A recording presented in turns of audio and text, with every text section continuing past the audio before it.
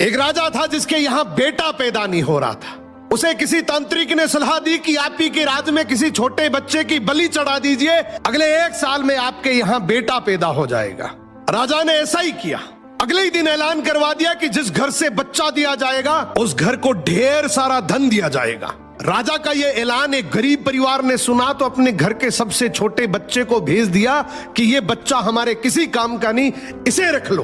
अब बलि चढ़ाने की पूरी तैयारी हो गई। राजा ने बच्चे से पूछा, कोई तुम्हारी आखिरी इच्छा? तो बच्चा बोला, मुझे बस थोड़ी सी गिल्ली मिट्टी ला कर दे दो। मिट्टी लाई गई तो उस बच्चे ने उस मिट्टी से छोटे छोटे 4 मकान बनाए और उसके बाद एक एक करके 3 मकानों को लात मारकर गिरा दिया। एक को रहने दिया और उसके सामने हाथ जोड़कर दुआ की और राजा को बोला, अब मेरी बलि चढ़ा दो। यह देखकर राजा को बड़ा अजीब लगा। वो डर सा गया कि शायद बच्चे ने कोई तंत्र विद्या की हो। उसने बच्चे से पूछा, तूने ये क्या किया था? तो बच्चा बोला, पहला मकान गिराया जो मेरे माँ बाप का था, जिन्होंने सिर्फ पैसों के लिए मुझे बेच दिया। दूसरा मकान रिश्तेदारों का था, उन्होंने भी मेरे माँ बाप को ऐसा करने से रोका नहीं, तो उनका भी मकान गिरा दिया।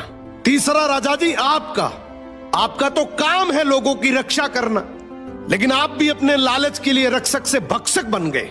आपने तो अपने लालच के लिए मेरी जिंदगी खत्म करने की सोच ली, तो मैंने आपका भी महल गिरा दिया। और ये चौथा मेरे भगवान का घर है, उसके सामने मैंने हाथ जोड़कर कह दिया कि अब सब तू संभाल लेना।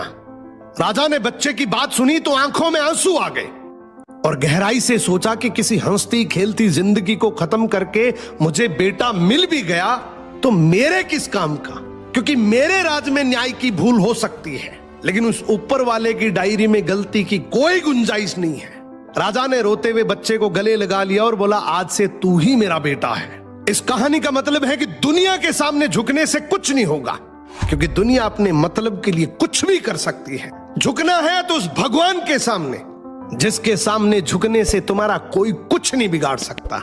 समर्पण करना है तो उस परमपिता परमेश्वर को करो।